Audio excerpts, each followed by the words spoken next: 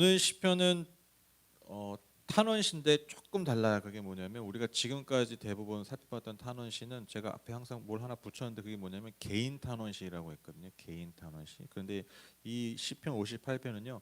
공동체 탄원시로 분류를 합니다. 그러니까 어떤 한 개인의 어떤 상황, 삶의 어떤 문제들, 어려움 때문에, 고통 때문에 하나님 앞에 탄원했던 시들이 우리가 앞서 살펴봤던 개인 탄원시라면 오늘의 이 공동체 탄원시는요.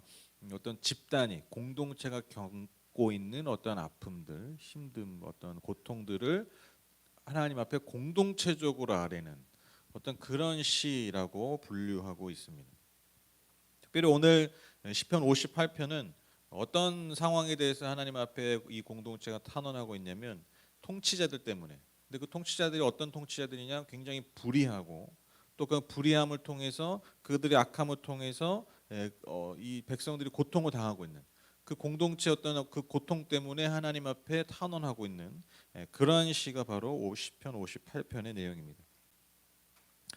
먼저 1절 2절 한번 보시면 너희 통치자들아 너희가 정말 정의를 말하느냐 너희가 공정하게 사람을 재판하느냐 그렇지 않구나 너희가 마음으로는 불의를 꾸미고 손으로는 이 땅에서 폭력을 일삼고 있구나. 시인이 누구를 고발하고 있습니까? 통치자들, 지도자들을 고발하고 있죠. 근데 그들에게 어떤 말들을 던지면서 그들의 어떤 불의함들을 드러내고 있냐면 그들이 정의를 행하고 있느냐, 정의를 말하고 있느냐, 너희가 공정하게 사람을 재판하고 있느냐라고 질문하고 있는 거죠. 반문하는 거죠. 즉 이 말은 그들이 통치자들이 정의를 행하지 않고 공정하게 재판하고 있지 않다라는 것이죠. 여러분 제가 이 구약 성경 우리 역사서나 또 시편을 얘기하면서 계속해서 드렸던 게 뭐냐면 하나님이 지도자들을 이 땅에 세우신 이유가요. 어떻게 보면 이거 하나예요. 이 땅에 정의를 행하는 것, 공의를 세우는 것. 그러니까 정의와 공의가 왜 중요합니까? 그렇죠. 약자들 때문이죠. 그러니까 정의의 사도는 누구를 위해서 일해요? 가난하고 힘없는 자들을 위해서 일하잖아요. 그러니까 정의가 그 의미예요. 정의가 무슨 법적으로 완전하고 법을 칼같이 지키고 이런 게 정의가 아니에요. 그러니까 왜 법이 필요했냐라는 거예요. 한번 잘 생각해 보세요. 여러분 지금까지 인류가 오면서 왜 법을 만들었겠어요? 규칙과 법이 없으면 항상 누가 이깁니까? 누가 취합니까? 힘 있고 강한 사람들만 취하잖아요. 근데 여러분 인간이 아는 거예요. 뭘 아냐면 강자가 계속해서 취하기만 하면요. 강자도 죽어요. 무슨 말인지 아시죠? 그러니까 이게 오랜 인류 동안 굉장히 오래된 있던 인류의 역사 동안 인간도 배워온 거예요. 아, 내가 힘이 있다고 누가 힘이 있다고 그 힘을 마구 사용하면 결국에 어떻게 되는 거예요? 다 죽는 거예요. 다. 그래서 사회는 공동체에는 규칙이 필요해요. 여러분 인간이 그 종이 호모 사피엔스라고 그러잖아요. 이 호모 사피엔스의 특징이 관계적 특징이 있다고 그랬잖아요. 그래서 그 인간의 종이 여러 가지가 있었대요. 인간도 종이 있었는데 그 중에 호모 사피엔스만 남은 거야. 근데 호모 사피엔스가 왜 남았냐면 힘이 강해서가 아니에요. 공동체로 살았기 때문에. 그러니까 우리보다 더 센 놈들이 있었어. 막 진짜 짐승같이 힘도 세고 막 그런 애들이 있어서 그런데 그런 애들은 사라졌어요. 그런 종들은. 근데 그 관계적 힘을 통해서 즉 서로 협력하면서 서로 관계를 붙들면서 그렇게 살았던 종이 호모 사피엔스만 남은 건데. 근데 살아보니까 이 안에서도 힘겨루게 있잖아요. 힘 있는 자들이 더 막 쟁취하고 하잖아요. 그런데 결국 보면 그런 공동체들이 망해가는 거예요. 그러다 보니까 여러분 뭐예요? 인류가 발전하면서 인류가 오면서 뭐를 만들기 시작하는 거예요? 법조문을 만들기 시작하는 거예요. 그래서 법을 잘 지켜야 돼요. 왜? 그래야 다 같이 잘 살기 때문에. 그런데 그 법이 항상 1차적으로 가장 먼저 보호하는 대상이 누구겠습니까? 가난하고 힘없는 사람들이에요. 그러니까 우리 공동체 안에서 좀 힘없고 우리가 좀 챙겨주지 않으면 공동체에서 좀 이렇게 규칙으로 좀 챙겨주지 않으면 힘든 애들이 있는 거예요. 그런 사람들 때문에 법을 만들어 가는 거예요. 근데 그게 잘 지켜질 때 어떻게 돼요? 사회가 공동체가 안정적으로 잘 성장할 수 있는 거예요. 여러분 이걸 배우니까 이걸 맛을 봤기 때문에 여러분 계속 인류 역사상 법이 있는 거예요. 그렇죠? 우리도 한번 잘 생각해 보세요. 여러분 선진국들이 어떤 나라예요? 법이 잘 되는 나라잖아요. 잘 생각해 보세요. 살기 좋은 나라라는 나라는 보통 어느 나라냐면 여러분 살기 좋은 나라예요. 여러분 우리나라 요즘 뭐 관공서 가서 뭐 좀 빨리 처리하려면 뭐 그 일하는 창구 직원한테 뭐 이렇게 돈 좀 주고 해야 돼요. 뭐 지나가다 경찰한테 뭐 딱지 떼는데 뭐 좀 뭐 한 5만 원만 딱 드리면 뭐 딱지 안 떼요? 그런 거 없죠. 그런 불안함이 없죠. 그런 거 스트레스 할 일이 없죠. 그러니까 이미 시스템이 잘 돼 있는 거예요. 그러니까 여러분 우리나라가 선진국이에요. 살기가 물론 팍팍하지만 그래도 어느 나라에 비해서 살기가 굉장히 좋은 나라예요. 왜? 법이 잘 돼 있기 때문에. 그 법이 잘 되는 그 틀 안에서 사회적인 신뢰가 쌓여 있기 때문에. 그러니까 다시 돌아가면 여러분 이게 정의예요. 성경에 말하는 정의. 율법에 하나님이 앞에 이 구약성 앞에 레위기나 뭐 신명기나 이럴 때 하나님 율법을 주잖아요. 왜 율법 왜 줍니까? 그것이 하나님의 정의와 공의를 이루는 거기 때문에. 근데 그게 결국 누구를 위한 거라고요? 사회적인 약자들. 근데 그게 사회적 약자를 잘 돌보는 정의와 공의가 잘 이루어지면 어떻게 된다? 결론은 다 잘 살게 된다. 이게 핵심이에요. 지금 이 얘기 하려고. 근데 왜냐면 이게 너무너무 중요한 얘기. 이거 제가 계속 반복하잖아요. 왜 이게 너무너무 중요해요. 이게 하나님이 우리에게 율법을 주신 성경을 주신 이유예요. 하나님이 이 땅에 지도자들을 세우시고 뭐 제사장들을 세우시고 이게 결국 다 이 이유예요. 그러면 결국 이 시대 와서 또 우리에게 주어진 의미가 뭐겠습니까? 이 땅에 하나님의 교회를 세우신 이유예요. 그러니까 니들끼리 잘 먹고 잘 살고 그냥 기도 좀 열심히 하다가 예배 좀 잘 드리다가 천국 가라 이게 아니에요.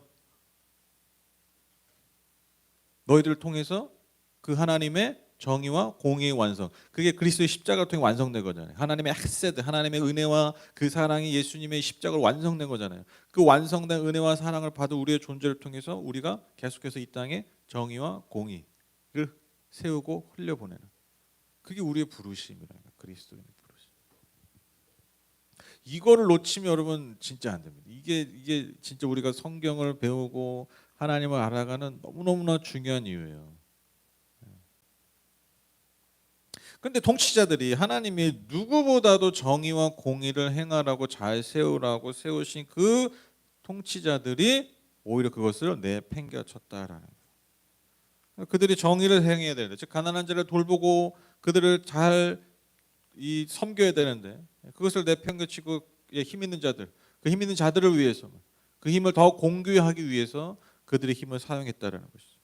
또 그들은 공정하게 재판해야 됩니다. 여러분 공정하게 재판하지 않으면 당연히 누가 피해를 당한다고요? 당연히 힘없고 돈 없는 사람들, 백 없는 사람들 여러분 고통 당하잖아요. 그렇죠? 여러분 옛날 유명한 말 있지 않았습니까? 유전무죄, 무전유죄. 네. 이게 여러분 동서고금을 막론하고 여러분 무너져가는 나라들에서 벌어지는 민족들 가운데 벌어지는 여러분 명확한 모습이에요. 우리나라만의 모습이 아니라 무전유죄, 유전무죄. 그걸 하지 말라고 그거를 끊기 위해서 하나님이 뭐 하신 거예요? 하나님이 지도자를 세우신 거예요. 그 일을 앞장서서 지도자들이 하고 있다라는 것이죠. 2절에 보면 여러분 그 마음과 손에 그 마음으로는 불의를 꾸미고 손으로는 이 땅에서 폭력을 있어야 한다. 그러니까 마음과 손은요 어떤 인간의 총체적인 행동을 말하죠. 그렇죠? 여러분 마음 따로 행동 따로 하지 않죠. 그래서 뭐 마음만 뭐 받을게요. 마음만 뭐 표현하죠. 이런 거 없어요. 그렇죠? 마음의 표현을 항상 그러니까 진실된 마음의 표현은 어떻게 항상 행동 나타나잖아요. 그렇죠? 우리가 예수를 믿는 것도 그런 거잖아요. 우리가 예수를 마음으로 예수님 진짜 100% 믿어.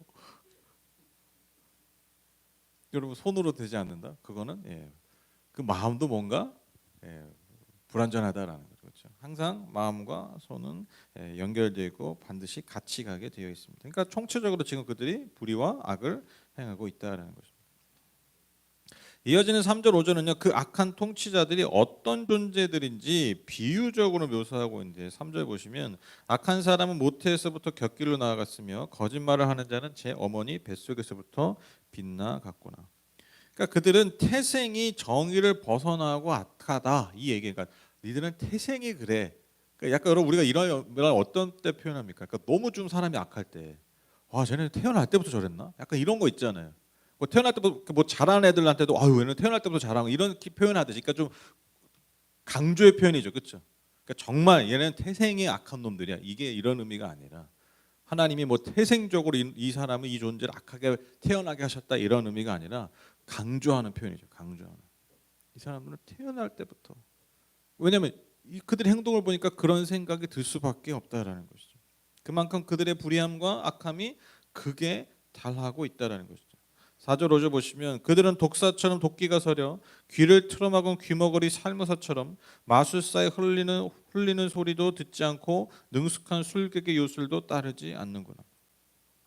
지금 이 약한 통치자들 뭐에 비유하고 있습니까? 독사에 비유하고 있어요. 그런데 더 끔찍한 게 뭐냐면 그들은요 귀를 틀어막은 귀머거리 독사라는 거예요. 여러분 이게 왜 끔찍합니까?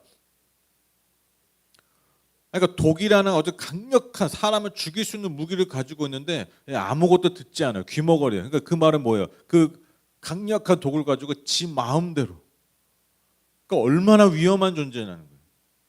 얼마나 끔찍한 존재라는 거예요. 생명을 앗아갈 수 있는 그 독을 가졌음에도 그 강력한 힘을 가졌음에도 누구의 말도 듣지 않고 자기의 소견과 욕망대로 그 독을 막 뿌려대는 거예요.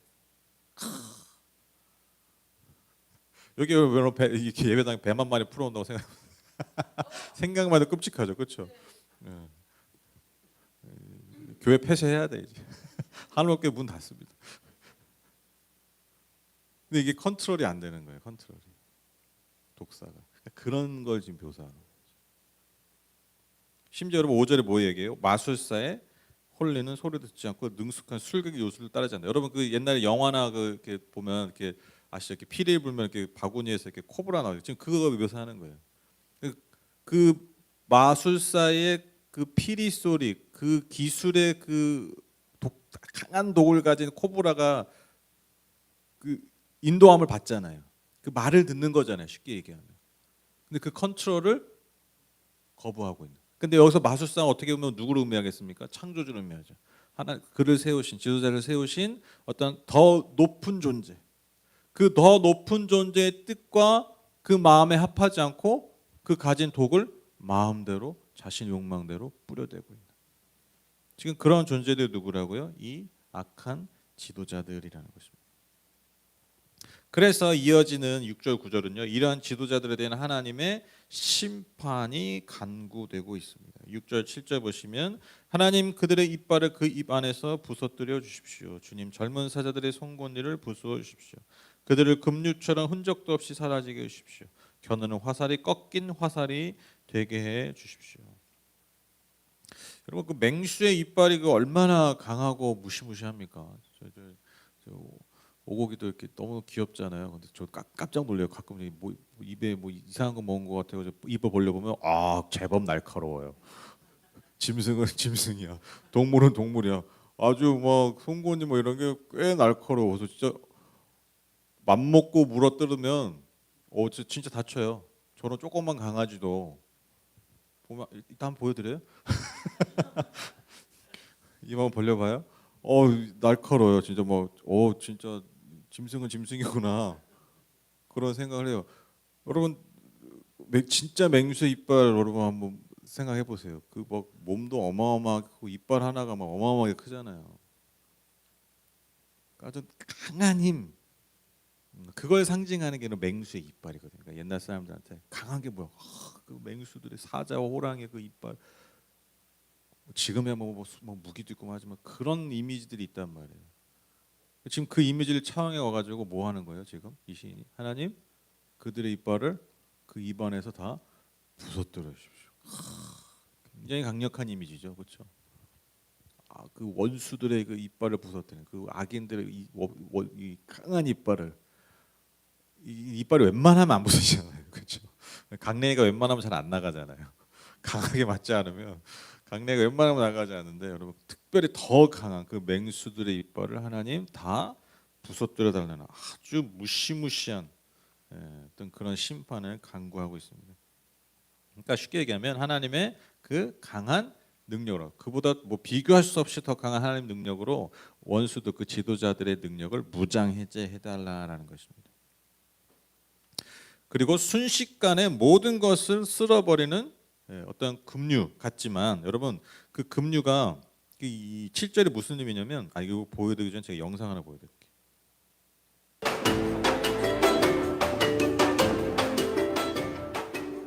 이게 그 이스라엘의 네게브 사막이에요. 뭐 아무것도 없죠.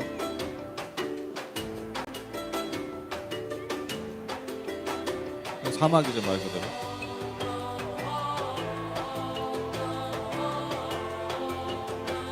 저기 뭐 보이세요?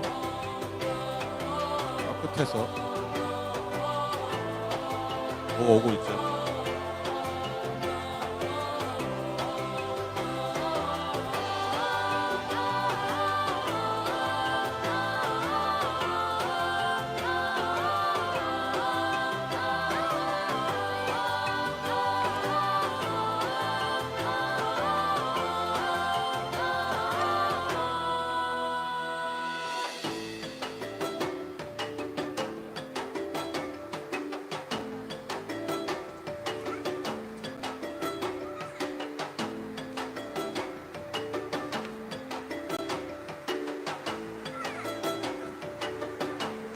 사막에 갑자기 물이 이렇게 흘러오는 거죠.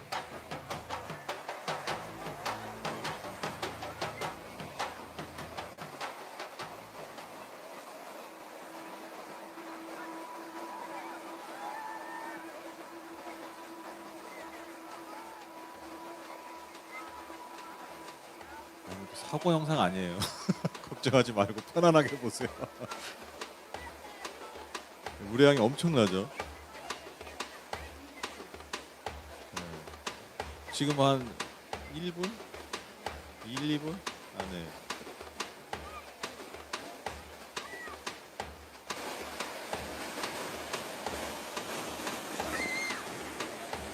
갑자기 큰 강이 돼버리죠.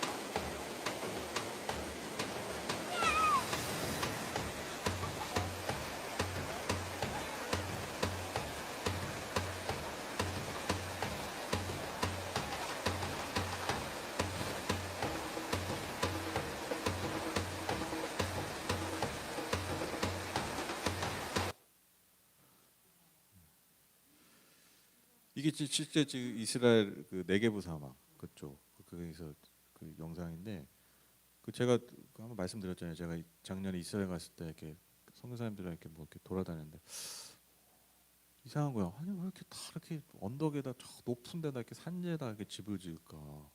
밑에서 사람 뭐 평지도 있고 뭐 농사진 데도 있어요. 거기다가 집을 안 짓고 왜 저렇게 힘들게 저렇게 달동네 같은 데서 맨날 살까 사람들이. 그게 좀 이상한 거에서 여쭤봤어요. 왜 이렇게 사람들 여기는 다 집들이 이렇게 위에 있냐 하는 말이 여기는 지형이 돌 같은 거기 때문에 비가 한번 샥 오면 물이 갑자기 차버린대요. 그러니까 우리나라는 이런 나라들은 땅이 습하고 모래 흙이 있고 하다 보니까 이걸 흡수를 하는데 그래서 이게 지하수가 되고 이렇게 되잖아요. 근데 걔는 그 땅은 그냥 다 쉽게 말하면 돌이에요, 돌. 그러니까 물이 그냥 다 흘러가 버려요. 그래서 그냥 오면 그냥 바로 쌓이고 흘러. 그러니까 밑에다가 집을 지을 수가 없대요. 그래서 다 언덕. 그래서 여러분 아시죠? 예루살렘이 그 위에 있잖아요. 높은 지역에 있어요. 쉽게 말하면 산 같은 데 있는 거예요. 다. 그러니까 그런 이유라고 하더라고요. 그러니까 이거 여기 보면 사막이지만 비가 한번 확 오면 갑자기 강이 돼 버리는 거예요. 이게 지금 이스라엘의 어떤 기후, 지형과 관련된 이야기인데 7절을 읽으려면 이걸 이해해야 돼요. 그들을 급류처럼 흔적도 없이 살아게 해주십시오. 그러니까 이게 뭐냐면 급류가 갑자기 오면요. 그러니까 이스라엘 사람들도 항상 그 무서운 게 급류였을 거 아니에요. 우기 때 갑자기 쓸어가 버리니까. 근데 재밌는 건 뭡니까? 그렇게 엄청난 힘으로 우리를 쓸어버릴 것처럼 왔던 급류가 또 순식간에 말라져 버리잖아요. 또 금방 또 사막이 돼 버리잖아요. 지금 그걸 묘사하고 있는 거예요. 그들이 급류처럼 엄청난 힘으로 우리에게 다가오는 것 같지만 금방 순식간에 말라버리고 사라지는 저 급류처럼 저들이 되게 해달라는 거예요. 이해되시죠? 네. 요거 하나 설명하려고 제가 이 동영상 찾아가지고 네, 편집해가지고 지금 보여드린 거예요. 네. 근데 저도 이거 보니까 이 말씀이 진짜 잘 이해가 돼요. 저는 근데 처음에는 그냥 급류처럼 어떤 뭐 강한 힘으로 그를 쓸어달라 이런 의미인 줄 알았어요. 그런 의미가 아니에요. 그러니까 반대 의미예요. 급류처럼 그를 쓸어버리십시오가 아니라 하나님 엄청난 능력으로 오는 저 급류가 순식간에 하나님 사라지잖아요. 별거 아니잖아요. 하나님 저들이 존재가 그렇게 되게 해주세요. 막 힘을 자랑하고 하지만 결국 말라져 버리는 존재들이 되게 해주십시오. 그렇게 간구하는 것이죠. 또 7절 후반절에 보면 겨누는 화살이 꺾인 화살이 되게 해주십시오. 겨누는 화살이 꺾인 화살. 여러분 이것만큼 세상 쓸모없는 게 없죠. 화살이 꺾이면 그게 무슨 소용이 있습니까? 그러니까 뭐 화살 촉을 뭐 강력한 뭐 쇠로 만들 뭐 어째 했던 상관없어. 꺾여버리면 그건 아무 의미가 없는 그런 무기라는 거죠. 그들을 그렇게 무장해제 해달라는 것입니다. 그러니까 완전한 무장해제. 그러니까 지금 6절, 7절, 6절부터 7절 이 내용이 뭡니까? 다 보면 하나님이 그들의 가진 힘을 다 없애버리다. 즉 무장해제해달라. 그렇게 간구하고 있습니다. 8절 9절 보시면 움직일 땐 녹아내리는 달팽이 같이 되게 해주십시오. 달을 채우지 못한 미숙아가 죽어서 나와 햇빛을 못 보는 것 같이 되게 해주십시오. 가시나무 불이 가마를 뜨겁게 하기 전에 생것과 불 붙은 것이 강한 바람에 휩쓸려 가게 해주십시오. 그 달팽이가 여러분 그 뜨거운 햇빛을 맞으면 그 말라버려서 그 안에 다 말라 죽고 그 껍데기만 남잖아요. 그러니까 그런 게 얼마나 이런 더운 나라에서 많이 보였겠어요. 그러니까 그렇게 해달라는 거예요. 그리고 유산되어서 정말 존재했었는데 존재하지 않는 것처럼 완전히 사라져버리는 그러한 태아같이 그들이 사라지게 해달라고 간구하고 있습니다. 또한 이 구절의 내용이 뭐냐면 쉽게 보면 이거예요. 땔감으로 쓸 나무들이 있잖아요. 뭐 그게 뭐 마른 거든 뭐든. 근데 그 쓸 나무가 가마에 들어가서 타버리더니 그냥 다 바람에 강한 바람에 다 사라지게 해달라. 그렇게 여러 가지 비유를 통해서 악인들의 완전한 소멸을 간구하고 있습니다. 마지막입니다. 이제 10절, 11절을 통해서 하나님을 향한 신뢰 고백. 앞선 내용에서는 다 하나님을 향한 어떤 탄원의 고백, 또 심판에 대한 간구라면 마지막에는 탄원이 항상 나오는 거죠. 하나님을 향한 신뢰의 고백을 하면서 시를 마무리하고 있습니다. 10절, 12절 보시면 의로운 사람이 악인이 당하는 보복을 목격하고 기뻐하게 하시며 악인의 피로 그 발을 씻게 해주십시오.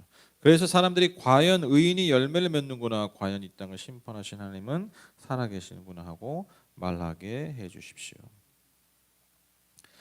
하나님을 섬기고 따르는 자들 결국 그들이 의인이죠, 그렇죠? 그 의인이 악인이 당하는 보복을 보면서 기뻐한 날을 간구하고 있습니다.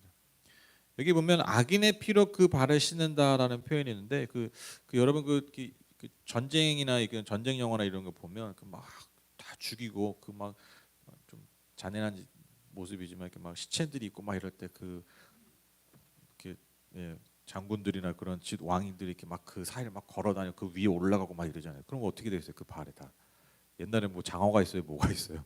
그냥 그 피가 다 묻잖아요. 그러니까 그런 이미지예요. 그러니까 그 다 죽은 심판당해서 죽어버린 그 피가 낭자한 그것을 아주 의기양양하게 승자가 걸어다니는 그런 모습을 상상할 수 있죠. 그러니까 악인들의 심판, 즉 의인들이 좀 잔인한 표현이긴 하지만 바로 그러한 심판을 분명하게 보게 해달라고 간구하는 것이죠.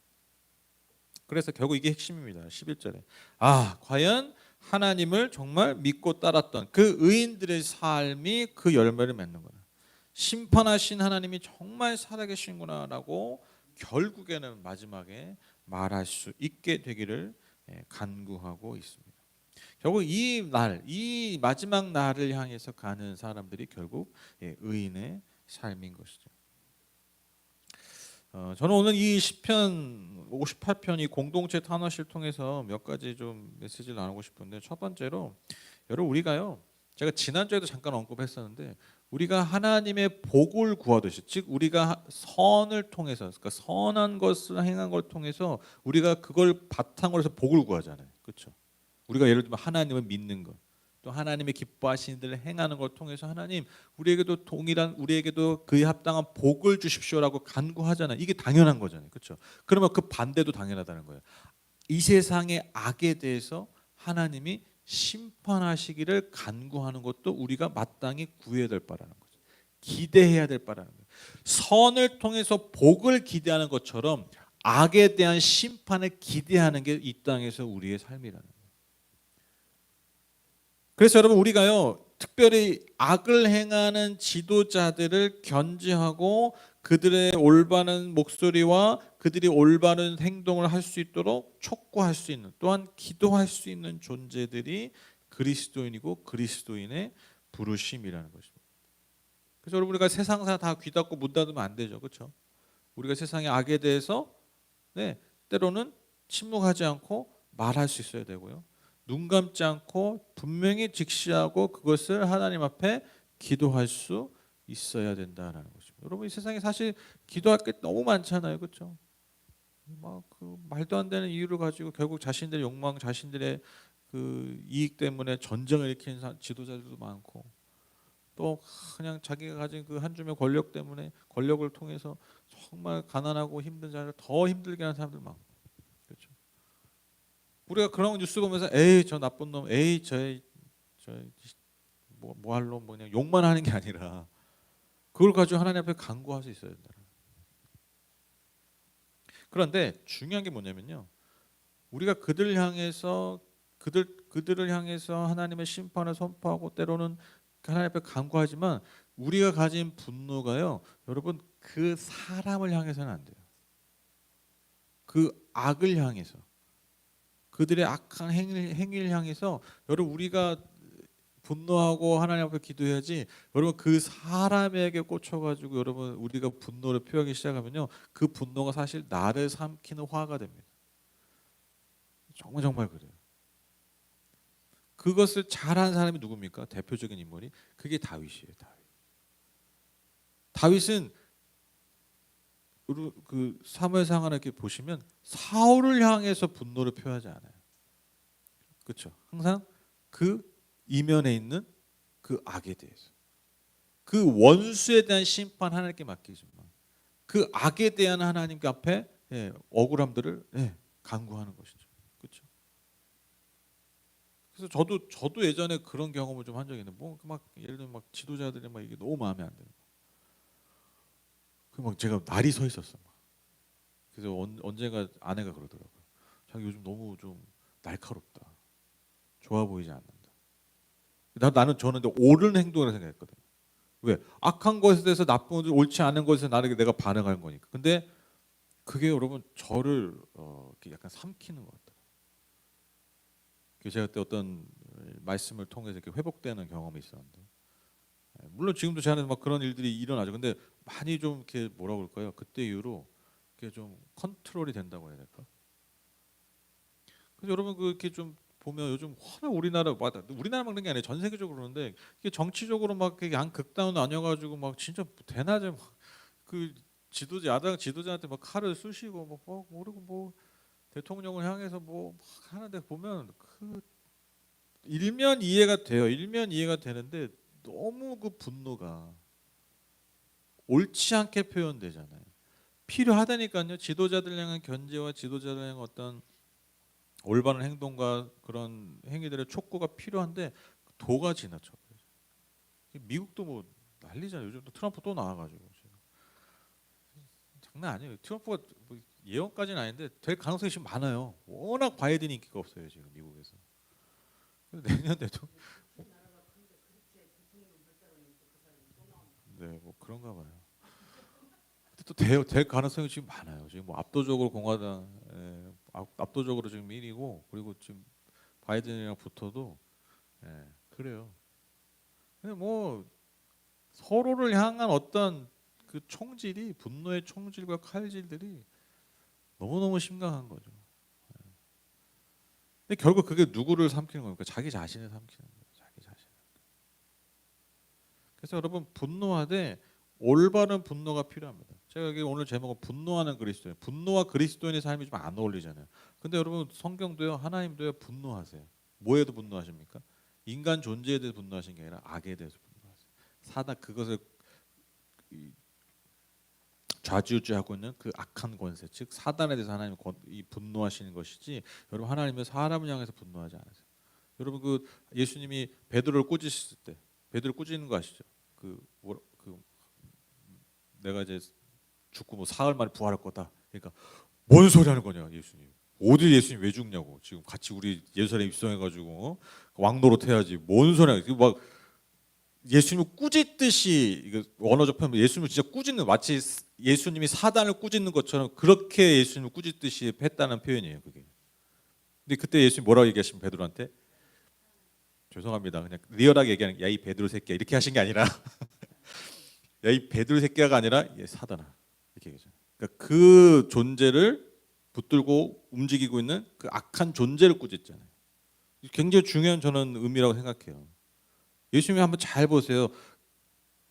존재 자체를 꾸짖는 게 아니라 그들을 잡고 있는 것에 대한 그 악한 마음, 동기 이런 것들 꾸짖으세요. 보면 그렇죠.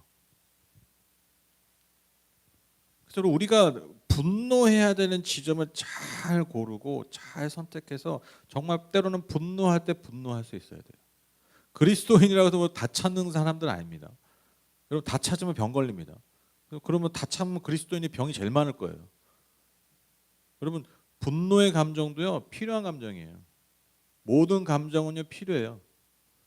그래서 여러분 건강하지 못한 삶이 어떤 삶이냐면 잘 한번 보시면 어떤 사람들이냐면 특정 감정을 감추는 사람들이에요.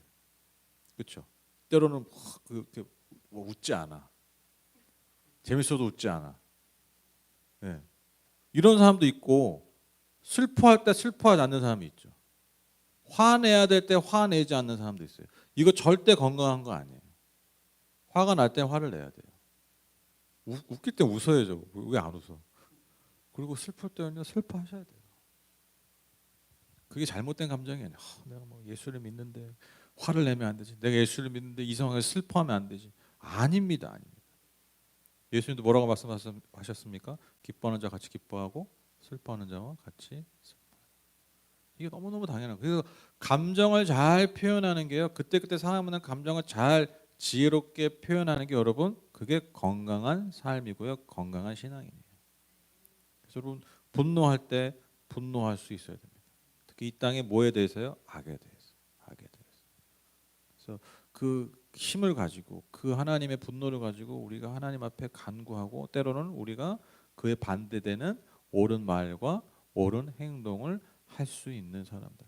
여러분 그러한 사람들이 바로 진짜 그리스도인들이고 그리고 정말 이 교회 역사와 인류 역사를 볼 때 그러한 그리스도인들을 통해서 여러분 하나님이 이 땅에 하나님의 공의와 정의를 이루어 가셨다라는 아주 이것만 예컨대 여러분 우리가 잘 아는 마틴 루터 종교개혁을 일으켰던 마틴 루터 그 정말 말도 안 되는 그 당시 로만 카톨릭의 그 엄청난 그 악한 것들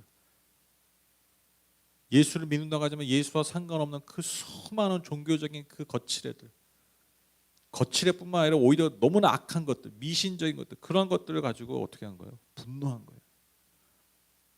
그래서 맞서 싸운 거잖아요. 그래서 여러분 그래도 그 사람들 그런 존재들을 통해서 하나님이 교회를 새롭게 하시고 건강하게 하신 거죠. 분노하지 않았다면 그런 일이 벌어졌겠습니까? 그냥 참아야 돼. 그냥 순종해야 돼. 아니에요. 악한 것에 대해서 분노할 수 있어야 돼요. 이런 설교를 이제 화가 많으신 분들 되게 좋아하죠. 나는 기본적으로 태생이 화가 많은 사람인데 이거 노 목사가 나를 아주 그냥 자유롭게 해주네. 그래서 그냥 다 싸질래. 이런 말이 아니라 우리가 정말 해야 할 때 지혜롭게 분노하는 거 이게 정말 필요합니다. 제가 오죽하면 제 제목 이렇게 적었겠어요. 왜 이게 너무 없어졌어 우리 요즘 그렇죠. 그냥 무턱대고 다 참아야 되고 그냥 화낼 때 화내십시오. 여러분에게 자유를 드리겠습니다. 그래서 결론을 맺으면 저는 이 의인의 삶이 뭐냐 하나님 따르는 자의 삶이 뭐냐라고 얘기할 때 저는 이 11조 고백이 너무 중요한 것 같아요. 의인이 열매 맺는구나. 그러니까 의인의 삶이 하나님을 따르는 삶이 결국 열매 맺는구나. 과연 하나님이 이 땅에서 정산하실 때 심판하신 모습을 보면서 정말 하나님 살아계시는구나. 이것이 정말 드러나는 그러니까 이것이 결국엔 드러나는 삶이 의인의 삶. 그리고 이 나를 위해서 오늘을 살아가는 그게 바로 저와 여러분의 삶이라는 거죠. 즉 하나님이 마지막에 결국에는 다 모든 것을 정산하실 때 의인에게는 보상하고 악인에게는 심판하시는 그 날, 그 정산의 날, 그 마지막 날 이 나를 믿고 바라보며 오늘 의의 길을 걷는 사람들. 여러분 그것이 그리스도인의 삶입니다. 그래서 여러분 우리도 이 땅 살면서 예수 믿고 살면서 좀 불편할 때도 있고 뭐 또 손해 볼 때 있잖아요, 그렇죠? 난 예수 믿는데 손해 보지 않고 저는 뭐 전혀 불편한 거 없습니다. 그러면 진짜 심각하게 고민하셔야 돼요. 내가 예수를 믿고 있나? 내가 예수를 믿는데 뭐 나는 그냥 다 자유해.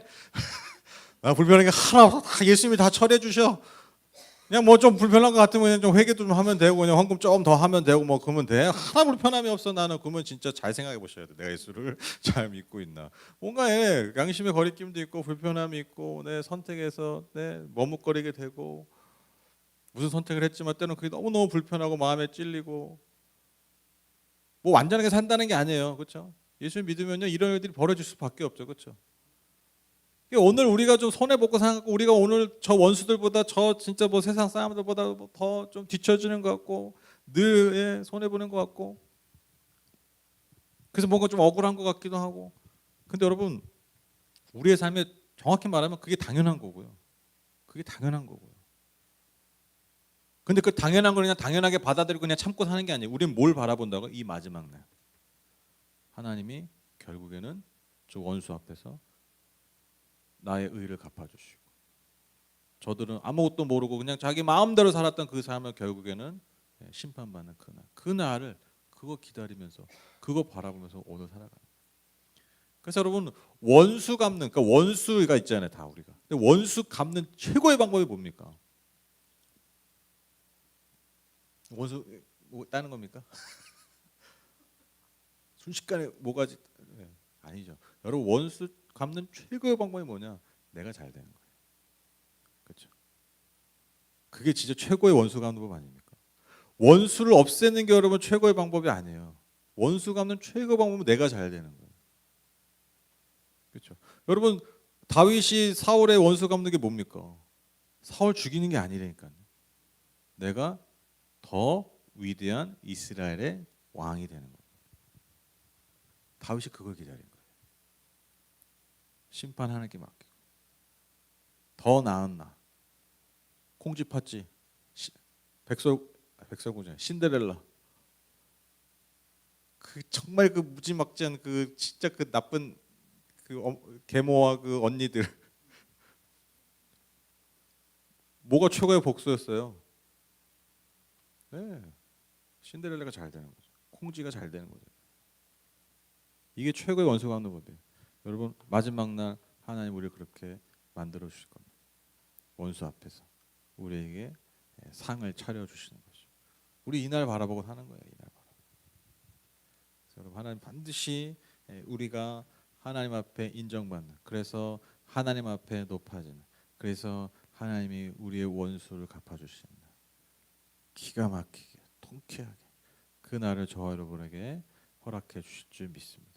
오늘도 그 날을 기대하면서 그 날을 소망하면서 오늘도 하루하루 의의 걸음을 걸어가시는 의의 걸음을 걸어가시는 그리고 분노할 때 분노할 수 있는 그러한 저와 여러분 다 되시기를 주님의 이름으로 축복합니다.